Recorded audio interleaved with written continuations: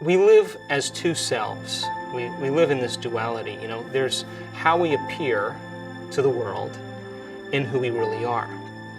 And the gap between how we appear and who we are is directly related to the amount of emotions that we've memorized that become part of this facade that we present to the world.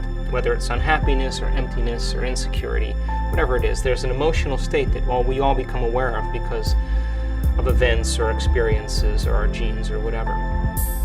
And we spend the rest of our life trying to make that feeling go away by using the environment to identify with. You go out and you get successful, you go out and create a name for yourself, and all of that is to try to make this feeling go away. And so that works really well, pretty much through our mid-30s and into our 40s. And then you realize that you pretty much experience most things in life. You've had pain, you've had success, you've had relationships, you've had all these different emotions, and there isn't many new things to do. So this is kind of the midlife crisis where you start to ask bigger questions. Who am I? What does this all mean? What is life all about? Is there life after death? What happens when I die? Who am I living for? See, this is living for the world and this is living for yourself.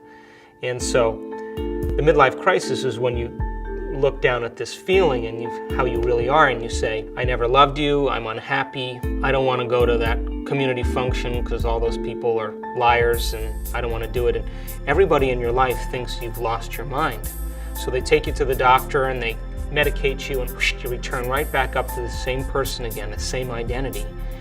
And everybody says, oh, that person had a breakdown. Well, they lost their mind. That's exactly what they did. They couldn't keep up their emotional agreements or their emotional contracts with everything in their life because they realized that it was all an illusion. Now other people, they never go there. They try to maintain this. So what are you going to do? You're going to create more possessions, right? So you're going to buy the sports car, you're going to buy the boat, you're going to accumulate new things, right? Or you're going to join the new social club and meet new people. And so they're going to reflect back to you your importance because now you're meeting new individuals until you find out that they've joined the club for the same reason because they're empty. And if that doesn't work, then they go to addictions.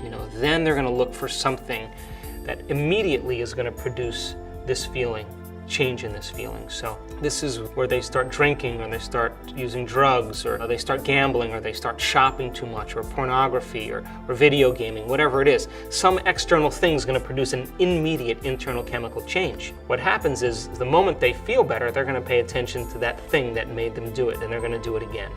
They're going to become addicted to it. The problem is that the receptor sites on the outside of the cells, when they get stimulated, they become desensitized, so it's going to require a little bit more of the emotional hit to turn on those receptor sites. So if you were gambling and spending $10,000 on a bet, now to get the same rush you have to spend $20,000. If you shopped and you spent $5,000, now you have to spend $6,000 because you can't make the feeling go away with $5,000. If you're video gaming and you're escaping from that feeling and your pleasure centers are being overstimulated, it's always going to take a little bit more.